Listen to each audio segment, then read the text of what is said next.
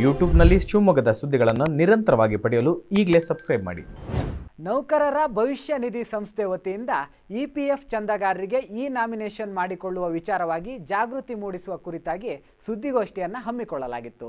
ಈ ಸುದ್ದಿಗೋಷ್ಠಿಯಲ್ಲಿ ಪ್ರಾದೇಶಿಕ PF commissioner A P Unnikrishnan TV ಭಾರತ್ನೊಂದಿಗೆ ಮಾತನಾಡಿ, ಕಾರ್ಮಿಕರು ಹಾಗೂ ಇನ್ನಿತರೆ ನೌಕರರು ಪಿಂಚಣಿ ಯೋಜನೆಗೆ ನಾಮಿನೇಷನ್ ಮತ್ತು ಆಧಾರ್ ಕಾರ್ಡ್ ಅನ್ನು ಲಿಂಕ್ ಮಾಡಿಕೊಳ್ಳುವುದರ ಮೂಲಕ ಯೋಜನೆಯ ಸಂಪೂರ್ಣ ಸದುಪಯೋಗವನ್ನು ಸಾರ್ವಜನಿಕರು ಪಡೆದುಕೊಳ್ಳಬೇಕು ಎಂದರು. ಎಲ್ಲದಕ್ಕಿಂತ ಅಗತ್ಯವಾಗಿ ಪಿಂಚಣಿ ಯೋಜನೆಗಳ ಬಗ್ಗೆ ಜನರಲ್ಲಿ ಅರಿವು ಹಾಗೂ ಜಾಗೃತಿ ಮೂಡಬೇಕು ಎಂದಿದ್ದಾರೆ. ಈ ಸಂದರ್ಭದಲ್ಲಿ ಸಹಾಯಕ ಪಿಎಫ್ ಆಯುಕ್ತ ಕೆ ಚಕ್ರಪಾಣಿ, ಲೆಕ್ಕಾಧಿಕಾರಿ ಜಿಂದೆ ಮಹೇಶ್, ಜಾರಿ ಅಧಿಕಾರಿ ಅಸ್ಲಾನ್ ಮೊಹಮ್ಮದ್ ಕಿತ್ತೂರು ಸೇರಿದಂತೆ ಇನ್ನಿತರು ಉಪಸ್ಥಿತರಿದ್ದರು.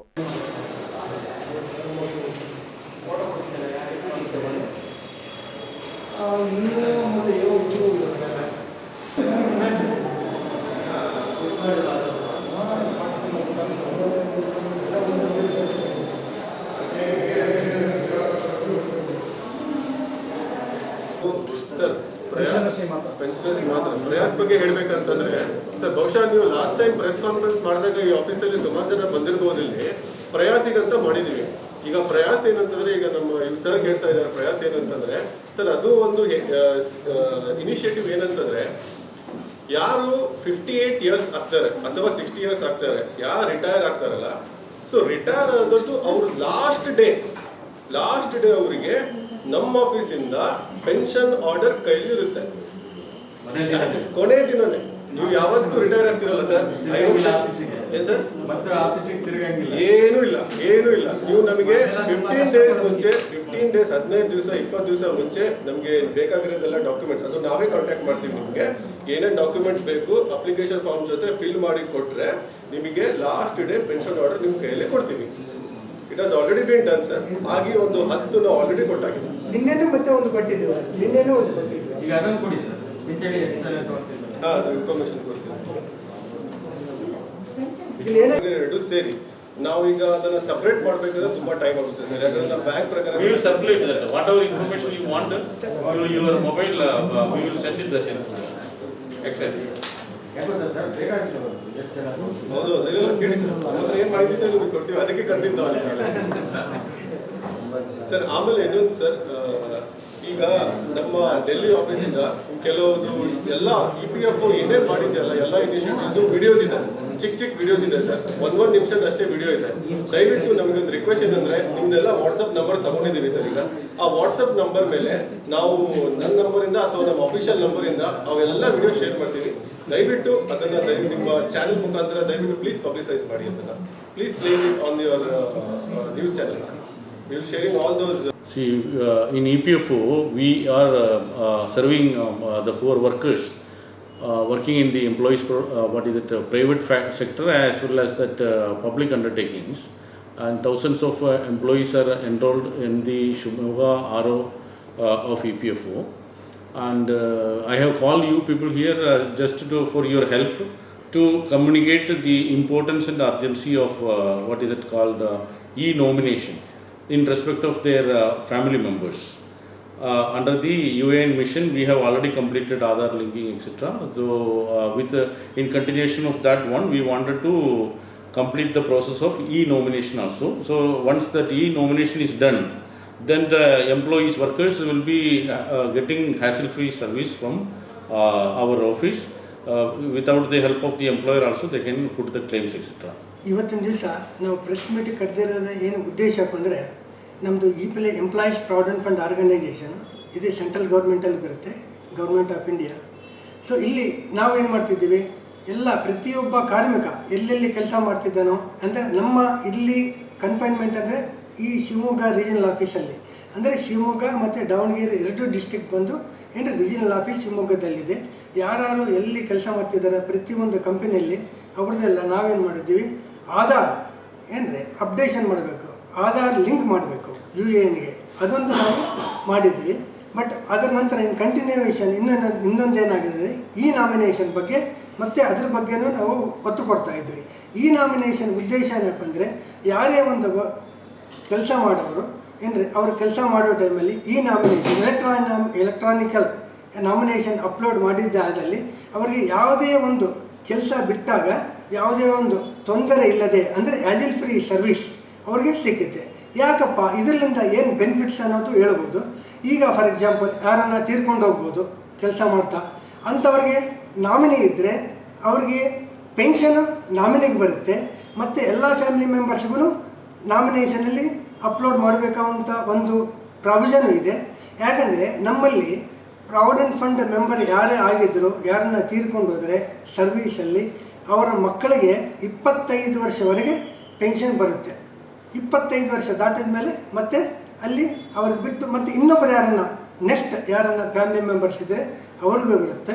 ಸೊ ಈ ಒಂದು ಉದ್ದೇಶ ಇಟ್ಕೊಂಡು ಅಂದರೆ ಎಲ್ಲರಿಗೂ ಒಂದು ಬೆನಿಫಿಟ್ ಆಗಲಿ, ಯಾವುದೇ ಒಂದು ಕಾರ್ಮಿಕ ಕೆಲಸ ಬಿಟ್ಟಾಗ ಯಾರಿಗೆ ಒಂದು ತೊಂದರೆ ಆಗಬಾರ್ದು ಅನ್ನೋ ಉದ್ದೇಶದಿಂದ ಸೆಂಟ್ರಲ್ ಗೌರ್ಮೆಂಟ್ ಅಂದರೆ ಪ್ರಾವಿಡೆಂಟ್ ಫಂಡ್ ಡಿಪಾರ್ಟ್ಮೆಂಟ್ ಅವರು ಈ ನಾಮಿನೇಷನ್ ಬಗ್ಗೆ ಒಂದು ಒತ್ತಾಯ ಕೊಟ್ಟು ಈ ಒಂದು ಕಾರ್ಯಕ್ರಮನ ಇದು ನೆರವೇರಬೇಕಂತ ಇವತ್ತಿನ ದಿವಸ ನಾವು ಪ್ರೆಸ್ ಮೀಟನ್ನು ನಾವು ಕರೆದು ಏನಪ್ಪ ಅಂದರೆ ನಾನು ನಿಮಗೆ ಇಟ್ಸೇ ರಿಕ್ವೆಸ್ಟ್ ಮಾಡ್ಕೊತೀನಿ, ಈ ಎಲ್ಲರಿಗೆ ಇದು ಒಂದು ಮಾಹಿತಿ ಪಬ್ಲಿಕ್ಕಿಗೆ ಮಾಹಿತಿ ತಿಳಿಸಿದರೆ ಅವ್ರಿಗೂ ಒಂದು ಅವೇರ್ನೆಸ್ ಬರುತ್ತೆ, ಅವೇರ್ನೆಸ್ ಕ್ರಿಯೇಟ್ ಆಗುತ್ತೆ. ಅವರು ಈ ನಾಮಿನೇಷನ್ ಬಗ್ಗೆ ಹೆಂಗೆ ಮಾಡಬೇಕು ಅನ್ನೋದು ಅವರು ಮಾಡೋ ಒಂದು ಮಾಡಿದರೆ ಭಾಳ ಅನುಕೂಲ ಆಗ್ತದಂತ ಒಂದು ಇವತ್ತಿನ ದಿವಸ ನಾನು ಇದ್ರ ಬಗ್ಗೆ ಈ ನಾಮಿನೇಷನ್ ಬಗ್ಗೆ ಒತ್ತಾಯ ಕೊಟ್ಟು ನಿಮ್ಗೆ ಹೇಳ್ತಾ ಇದ್ದೀನಿ. ಬಂದವರಿಗೆ ಯಾಕೆ ಕರೆದಿರೋ ಅಂತಂದ್ರೆ ನಮ್ಮ ಕಾರ್ಮಿಕರಿಗೆ ಶಿವಮೊಗ್ಗದಲ್ಲಿ ಕೆಲಸ ಮಾಡಿಕೊಂಡಂತ ಎಲ್ಲ PF ಕಾರ್ಮಿಕರಿಗೆ ಗೊತ್ತಾಗ್ಲಿ, ಇದರದ್ದು ಇಂಪಾರ್ಟೆನ್ಸ್ ಗೊತ್ತಾಗ್ಲಿ, ಇದರದ್ದು ಮಹತ್ವವನ್ನು ಗೊತ್ತಾಗ್ಲಿ ಅಂತ. Okay, that is important. ಈಗ sir clarify that point. You rightly said that the employer is the responsible person. He will educate. If he is also finding difficulty, we have the machinery here. We have one district office in Devanagari that they can approve it. But if at all employer is not cooperating, then that means he don't understand what is the importance. See, now I will tell one more that which you translate. During this pandemic, apart from bank, this is the one organization EPFO who has directly helped the workers. They have no right to ask the employers, give me salary. Employer is telling that I have closed. How they got the benefit? Because they have linked their Aadhaar and it was very well available with us. Sitting at home, they applied for advance, they got the money. So during the pandemic, EPFO has served in such a way. Thousands of people have availed the benefit. So that is what the mission that time, the corona was not there, but 17 we have made it mandatory. Because of that, 70% of people got the advances. Many people, highly paid people have taken advances from EPF. It is their money, but if it was not linked with the Aadhaar, we would not have released it because employer is not there. Employer was not functioning.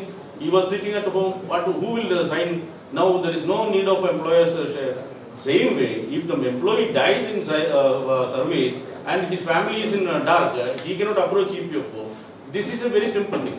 That you have to communicate because press says that means they are convinced. We have limitations. We are centered here. Your paper goes to their bedroom every day. That is what we wanted your help.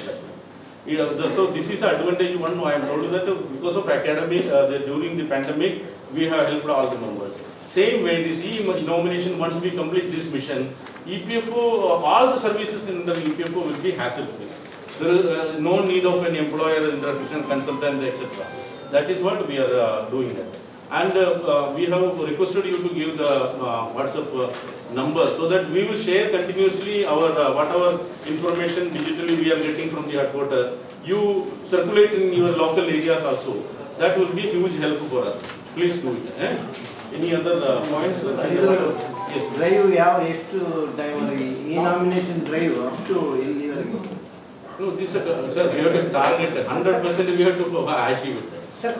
Now 1,600 we have already done against 80,000 members contributing regularly. We have 4 lakh accounts, but current running accounts are around 80,000 here. After that, 1,600 we have already done. Employer has helped the employees to file that. Next mission is that if remaining 76 we have to do immediately. 16,000. That is that. 16,000. No, 16,000. no, 76,000. Employees. Sir, employees, 80,000 employees currently two districts. Currently contributing. Shivamogga district Separately, I think you have done that. Shivamogga Davanagere Employees. This is established now. Sir total Aadhaar link ಆಗದೆ ಇರುವ employees ಸಂಖ್ಯೆ 4% Aadhaar link ಆಗಿಲ್ಲಲ್ಲ 4%. ಅದೇ pendency 4%. That is not only this 86,000. 4 lakh accounts we are having. Many people have done, but already they left not claimed that sir is ನಿಮಗೆ exact figure ಬೇಕಾ? ಅಲ್ಲಲ್ಲ ಅವ್ರು ಕೇಳಿದ್ ಸರಿ ಇದೆ. ಈಗ ಆ ಪಿ ಎಫ್ ಅಕೌಂಟಿಗೆ ಆಧಾರ್ ಲಿಂಕ್ ಆಗದೆ ಇರ್ತಕ್ಕಂಥದ್ದು 4%. ನಂಬರ್ಸ್ ಎಷ್ಟದು? ಅದೇ ಸರ್ ಎಕ್ಸಾಕ್ಟ್ ಫಿಗರ್ ನಂಬರ್ ಬೇಕಲ್ಲ?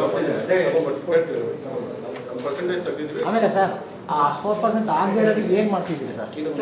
4% ಆಗದೆ ಇರೋರಿಗೆ ಏನು ಆಗ್ತಾ ಇದೆ? ನಾವು ಪ್ರಯತ್ನ ಮಾಡ್ತಾ ಇದ್ದೀವಿ, ಎಂಪ್ಲಾಯೀಸ್ಗೆ ಇನ್ಫಾರ್ಮ್ ಮಾಡ್ತಾ ಇದ್ದೀವಿ. ಅದರಲ್ಲಿ ಕೆಲವೊಂದು ಏನು ಮಾಡಿದ್ದಾರೆ, ಆಧಾರ್ದು ಸ್ವಲ್ಪ ಮಿಸ್ ಮ್ಯಾಚ್ ಆಗ್ತಾ ಇದೆ. ಅವರು ಮತ್ತೆ ಆಧಾರ್ ಮತ್ತೆ ಮಾಡ್ಕೋಬೇಕಾಗುತ್ತೆ. ಅದರಲ್ಲಿ ಏನಾಗಿದೆ, ಆಧಾರ್ ಮಿಸ್ ಮ್ಯಾಚ್ ಮಾಡಿದ್ರೆ ಇಲ್ಲಿ ಲಿಂಕ್ ಆಗಲ್ಲ. ಕೆಲವೊಂದಾಗ ಮತ್ತೆ ಇದು ಮಾಡ್ಕೊಂಡ್ಬಿಟ್ಟು ಸೆಟ್ರೇಟ್ ಮಾಡ್ಕೊಂಡ್ಬಿಟ್ಟು ಅದು ಕೂಡ ನಾವು ಮಾಡ್ತಾ ಇದ್ದೀವಿ. ಡೈಲಿ ಡೇ ಬೈ ಡೇ ಮಾಡ್ತಾ ಇದ್ದೀವಿ. ಆಮೇಲೆ ಈ ನಾಮಿನೇಷನ್ ಇದೆಯಲ್ಲ ಸರ್, ಆ ನೌಕರನ ಪತ್ನಿ ಅಥವಾ ಪತಿ ಅಥವಾ ತಾಯಿ ಈ ಥರ ಒಬ್ಬರು ನಾಮಿನಿ ತಾನೆ ಸರ್ dependable parents. 1% ಎಷ್ಟು ಜನ? No, family is defined in EPS. That is spouse, wife or husband, 2 kids. All kids you have to give, but the eligibility will be for 2 kids for pension up to 25 years. If they have crossing that, they are not eligible for pension. The same way, your parents, that is dependable parents who are not. These are the 4 category. So sometimes it may be 4 kids may be there. 4 you have to do because all the 4 are eligible, but we will be paying benefit after death only to 2 children and 1 spouse. That is. ಹಾಗಾಗ್ಬಿಟ್ಟು ಎಲ್ಲರಿಗೂ ಏನಾಗುತ್ತೆ sir, ಅನುಕೂಲ ಆಗಿಬಿಡುತ್ತೆ. ಇವಾಗ suppose 25 ವರ್ಷ cross ಆದರೆ ಇನ್ನೊಬ್ರು ಮತ್ತೆ ಬಂದ್ಬಿಡ್ತಾರೆ. ಅದರಲ್ಲಿ ಅಂದರೆ ನಾಮಿನೇಷನ್ ಅಲ್ಲಿ ಇರೋದ್ರಿಂದ ಆಟೋಮೆಟಿಕ್ ನಾವು ಪಿಂಚಣಿ ಎಷ್ಟು ಜನ ಇತ್ತು ಅಂತಿದ್ದಾರೆ. ಪಿಂಚಣಿ ನಂಬರ್ ಬೇಕಾ? ಪಿಂಚಣಿ ಪ್ರತ್ಯೇಕ ಕೊಡಿ. ಶಿವಮೊಗ್ಗ ದಾವಣಗೆರೆ ಪ್ರತ್ಯೇಕ